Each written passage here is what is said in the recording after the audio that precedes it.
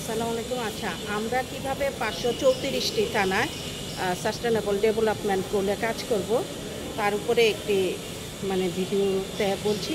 এটা হচ্ছে আমরা এখন সিলেট ডিভিশনের 4টা সেক্টরে কাজ হবে।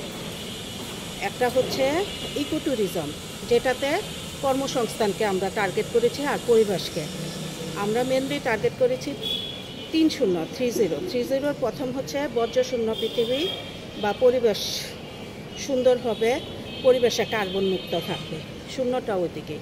আর আরেকটা হচ্ছে কর্মসংস্থান, অর্থনৈতিক উন্নতি হবে, মানুষের অভাব থাকবে না, অভাব শূন্য।